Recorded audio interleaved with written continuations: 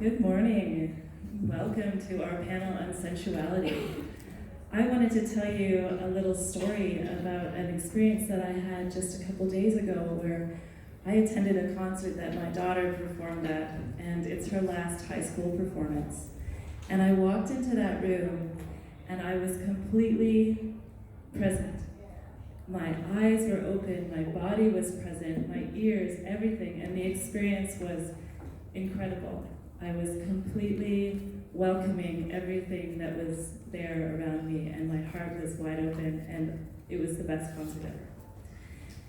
And I want to talk today with our panel of women and men who are conscious about how important it is to live into our sensual being in order to know who we are and in order to experience each other. So we'll start with that very question. What does owning your sensuality mean to you? We'll start with Valentina. Owning my sensuality means that I am completely aligned with myself. Just like Sheila mentioned earlier, it's really a matter of connecting to my true self, to being authentically me, to making choices that serve me at all points, and letting go of beliefs that maybe no longer work in my favor. And discovering who I really am is a part of my everyday practice. And it changes every day, which is great because it means I am embracing this change. And being connected to this part of me makes me much more connected to the people around me.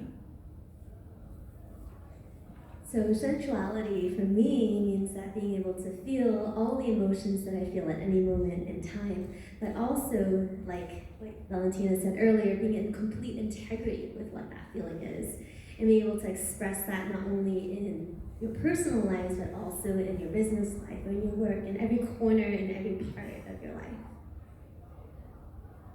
Okay, sensuality for me is about experiencing something within the body and through the five senses.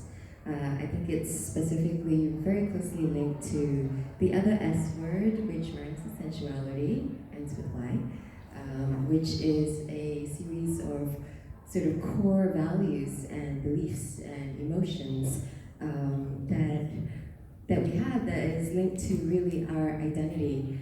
And I think with that, it's very important to be conscious of what those two things mean to you and not necessarily follow what society or the way that we're being brought up culturally, but to actually question and challenge what beliefs are actually true and feel authentic to you.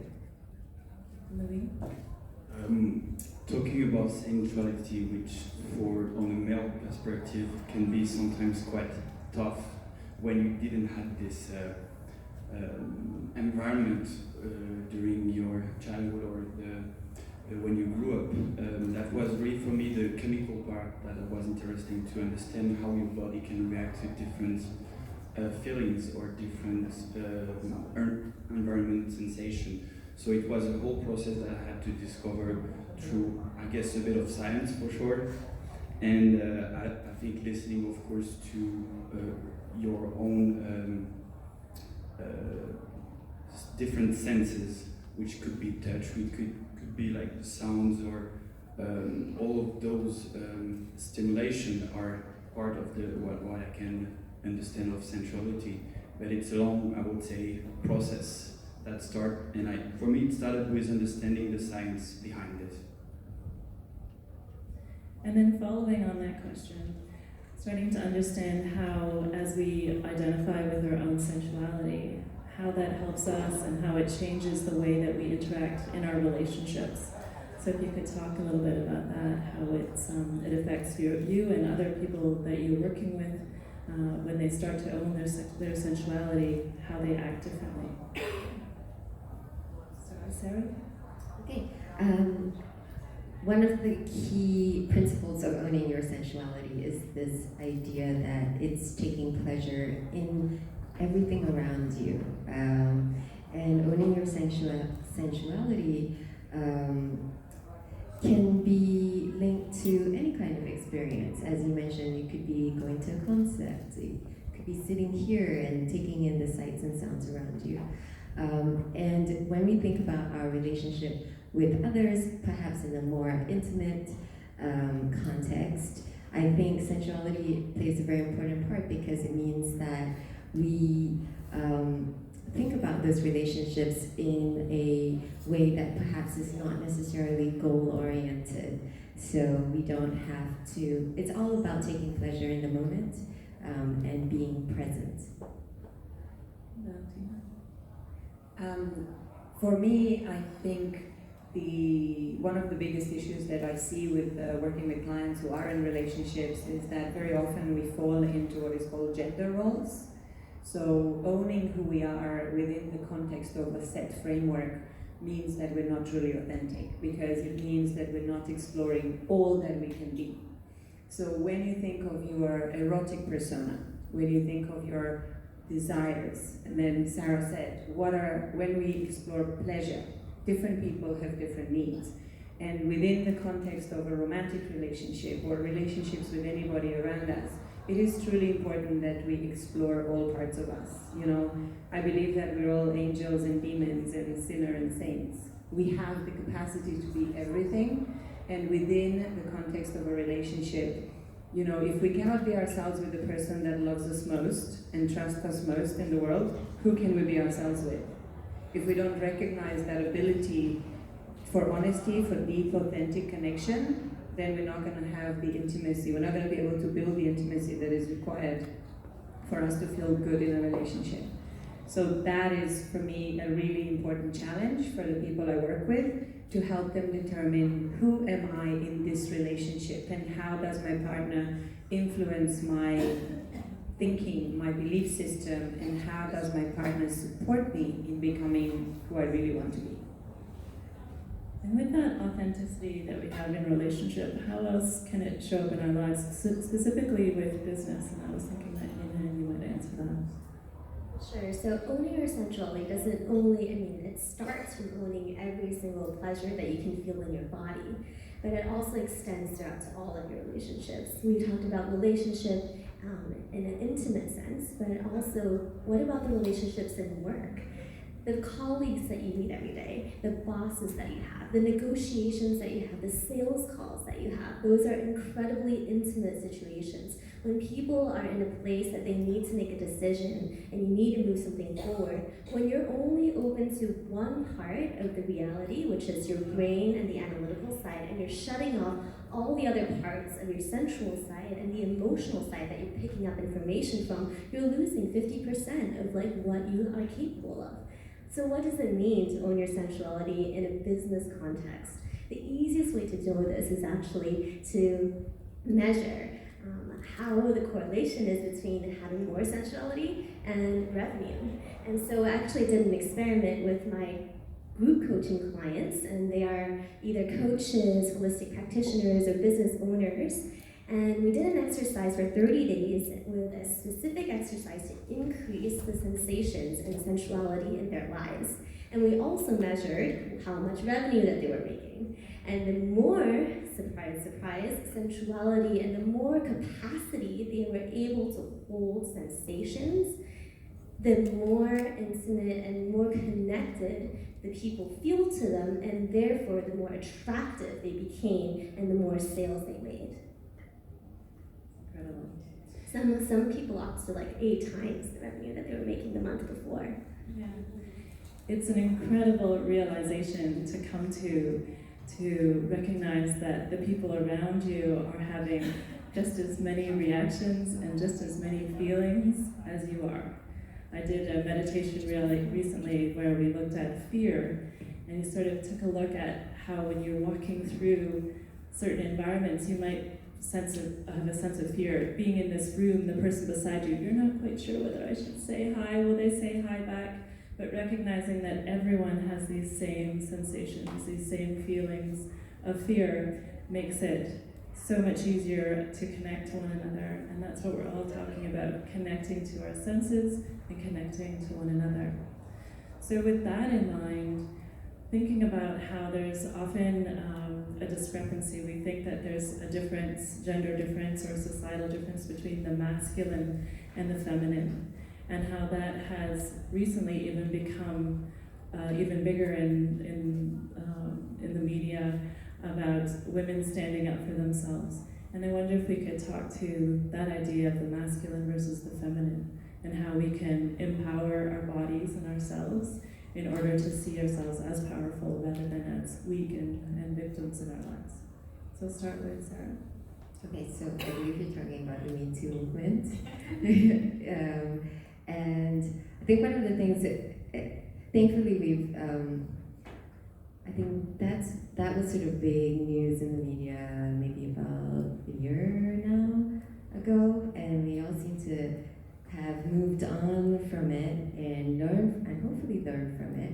One of the things that I feel I've learned from it is how socialized a lot of us are into these gender roles, and especially this gender roles when it comes to intimate interactions between male and female. This idea that the man is always the pursuer, the initiator, and the woman is the one who is, in a way, giving her power away, or holds on to her power by resisting. And I feel that that does a huge disservice to both male and female, because I think in terms of women, it means that we're not in an empowered situation. We are not aligned and able to express clearly our desires, our wants, and also our boundaries. And perhaps we were never really given the tools to really do that the way we were brought up. But I think that this really has to change, and the whole thing with the Me Too movement is that it helped to shift things in people's minds. I also think that it does a great disservice to men, because I think that it portrays them, sometimes unfairly as abusers and predators, when there are many kind, vulnerable, empathetic men out there that are maybe afraid to express that as well. And in my opinion, there is no sort of male energy versus female energy. My opinion is that every one of us has masculine and feminine energies within us. And it's our choice what we want to bring to the table that day. I think it's fluid. It depends on our context and how we want to present ourselves that day. And it's the interplay and the balance between these two energies that makes us human and makes life beautiful. Thank you. Yinghang, if you could talk a little bit more about that idea of the definition of masculine. Okay, so in the context of what I do, the masculine is described more as the structures that are in place, the place where we feel safe and a goal-oriented way of looking at things. So, for example, in your relationships, you might have a goal that you want to go towards, or if you are in a career and you're ambitious, you have a goal that you're looking towards. So that's how you can sort of integrate the masculine side of things. However, when the masculine is out of balance and it overtakes the feminine, what you end up seeing is people driving themselves into the ground. They might overwork themselves, they might get burnt out, and you might find yourself being so just analytical and so objective and so in someone's face that you lose a part of yourself. So femininity, in that sense, is all about flow, and it's all about opening up and relaxing inside of the structure and being able to also receive the benefits of the accomplishments that you've created, which a lot of people can't. And Valentina, I wonder if you might talk about some tools that we can use to express our masculine and feminine in the context of Me Too. I think the ability to authentically express ourselves is really one of the hardest things that I notice with my clients. So in this, what both these wonderful ladies have just mentioned is something that is extremely relevant to me, because I have clients, female clients, who come to me and say, I'm struggling in my relationship because ever since I became very successful professionally, things went south in the love department. Why? Because I feel that literally my husband, my partner, is resentful, is jealous, is not, connecting with me, is not supporting me. And that, I think, is this exact energy shift that Ilhan was talking about. The moment you become very successful, you live in the masculine energy aspect of our lives, right? And sometimes when we want to be successful, we put too much emphasis on this achievement, goal, direction. And we forget to be nurturing, giving, loving, caring, because we think that's being weak.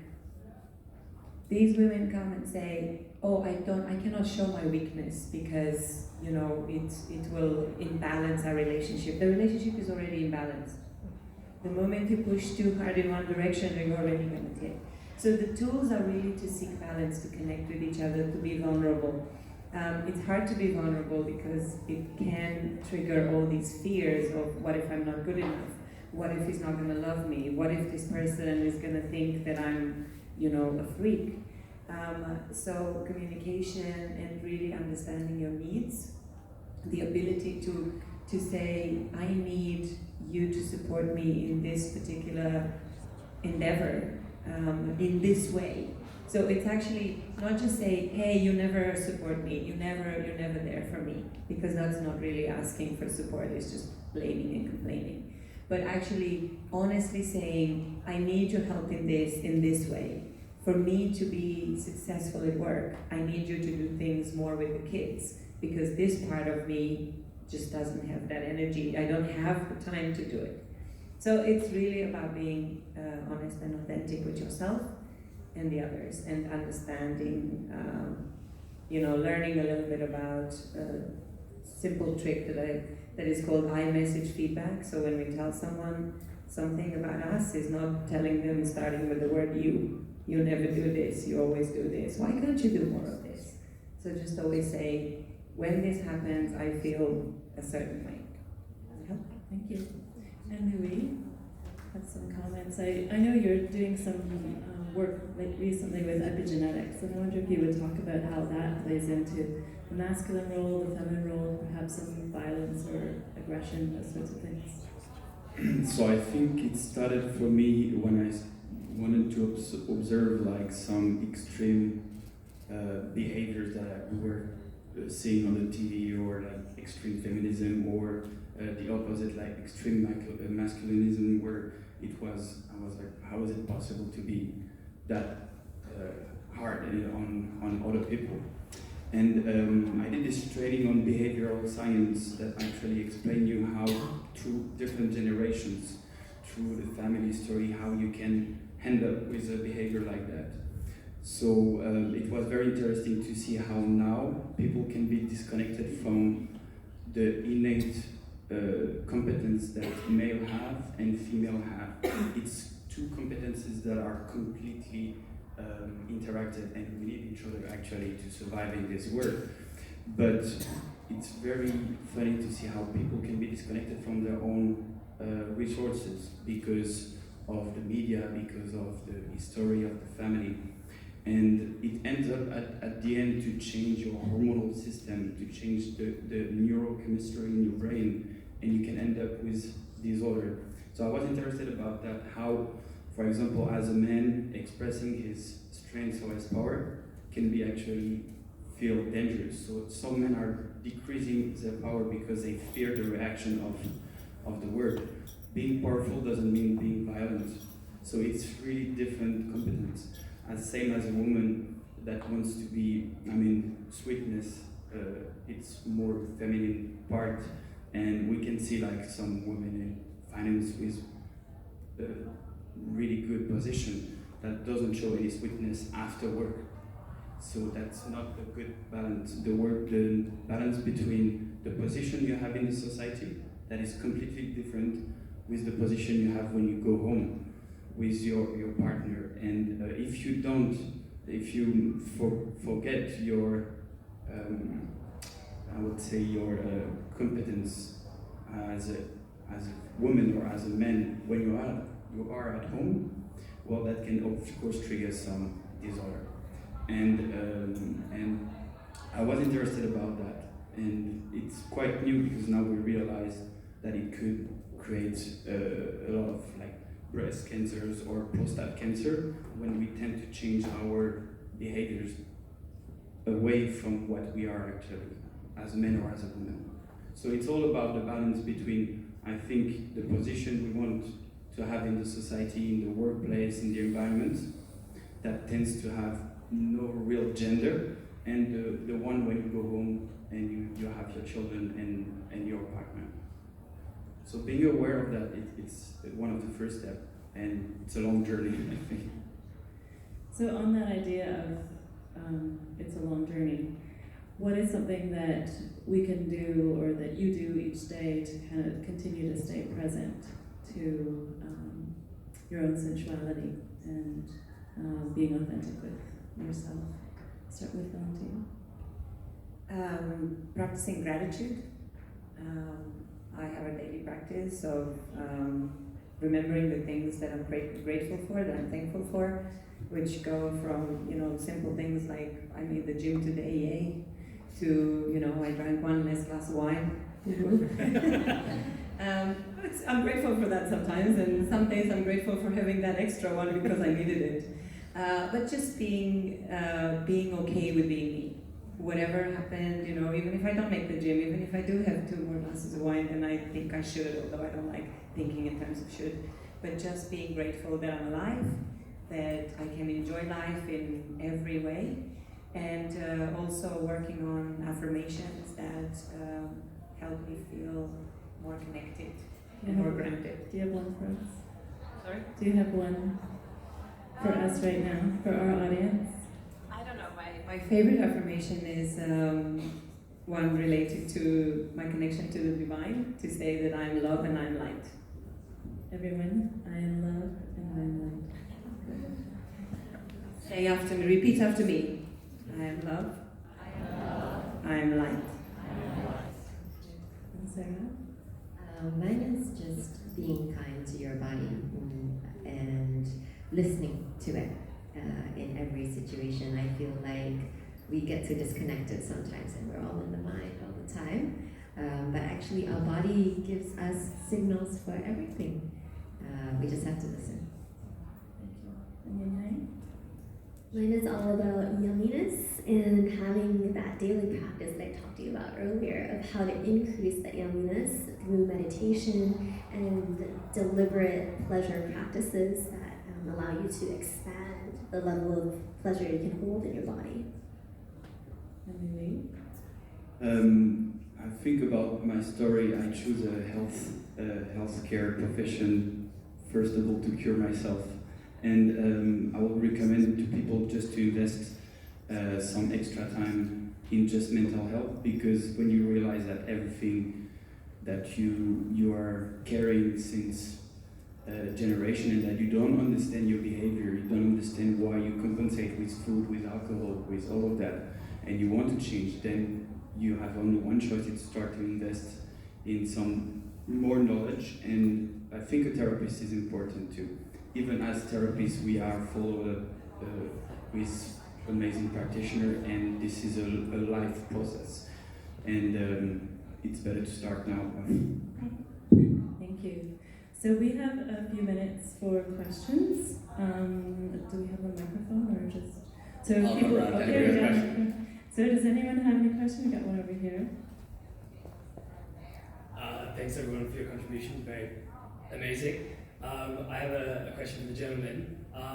As a guy, I feel that a lot of my life and like ambition and everything is kind of driven more on like a sexual energy, and I find that like being in a relationship sometimes, to put it quite literally, you get more releases and then you tend to be a bit more like comfortable, a bit less ambitious, maybe not as robust in the gym. Is this relatable? Is this, what is that? Is that psychological? Is that chemical? Like, what we tend to find in terms of behaviors and chemicals, it's that for men they tend to be more triggered about performance in their sexual relationship than pleasure. So it's what actually their society reflects. It's all about how you're going to perform and not how you're going to feel. And this is a big stuff in your hormonal system, because we're talking about completely two different systems in your brain. And if you tend to be in performance, it's like running or doing a 100 meters. You're not going to have the same hormones and the same release in your brain. And then people doesn't know actually how it is to just trigger the pleasure system. It's all about perform. And for a lot of men, it's about that. So I would say maybe start with focusing on your own feeling and how you can actually relearn your sensation, your senses, your touch, all of that. And it takes a bit of time, but there is a lot of knowledge on YouTube, on books. We have another question. Oh. Any questions? Oh, here we go. Oh, yeah. Thank you for the chat. It's really, really beautiful to put it together where you put the sensuality in every aspect of our life. So I'm coming from Gen X, and you know, the generation where we have to almost put away our sensuality as a woman to get respect or equality with men, especially if you're coming from a more male-dominant industry. How do you, like where we are now, how do you define the boundary between respect and having that calling in your sensuality power into your work? Especially work. I think in relationship it's much more about connecting, how much you're connecting with yourself, how sensual we are with ourselves. But in the work environment, like if you are a healer or if you are someone with respect with your intelligence, how do you bring in your sensuality or even beauty into the workplace? Well, we have a panel of women who are all about bringing your sensuality into your workplace and into every moment. So who wants to just hang out? So I actually work with a lot of corporate clients, and especially for leadership events. And this is one of the topics that come up over and over again. You know, how do high-powered women gain the same amount of respect from like male bosses, or bosses who are male? And sensuality actually, the misconception is that sensuality is feeling and being sexy, right? That's like, so one of the misconceptions of it. Whereas sensuality really means being in your flow, being completely, having 100% of your energy, being able to expand your energy, being able to sense everything in the room. So one of the easiest ways to do that is to find that source of sensuality for yourself, and then bringing that into your negotiations, or bringing that in the face of diverging powers in an authoritative figure situation. And one of the challenges with that authority is intimidation. Some women feel really intimidated in a situation when an authority figure is in front of you. How can you, in that moment, bring all of you and all of your active energy into you and be able to still hold your space, hold your conversations, and still make your points? That's something that takes practice inside, and then it'll go outside. Can I add something? I think the second part of this misconception is that you can't be sexy, and therefore what you have to do is to block your feminine energy. You know, so I have to act like a man to be taken seriously.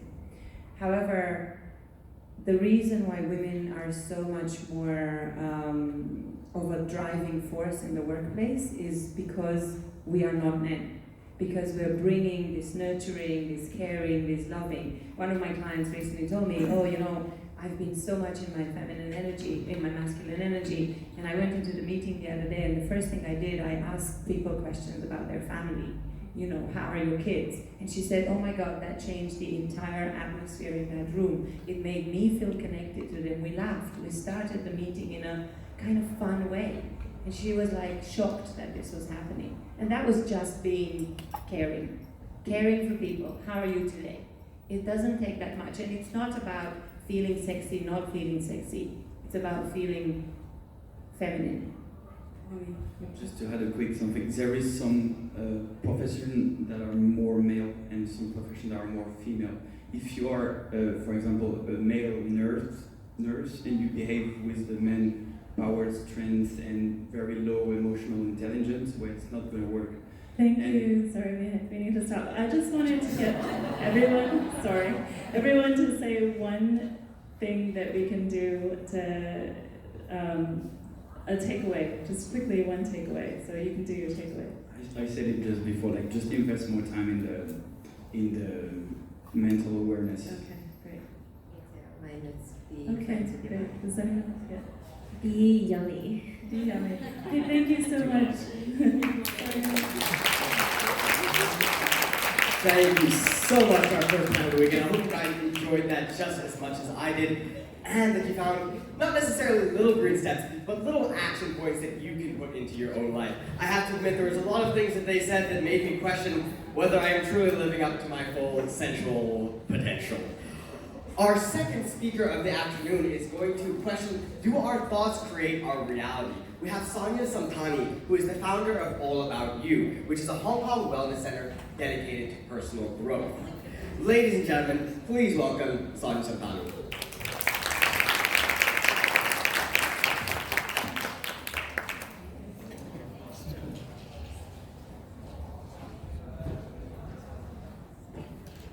Do our thoughts create our reality?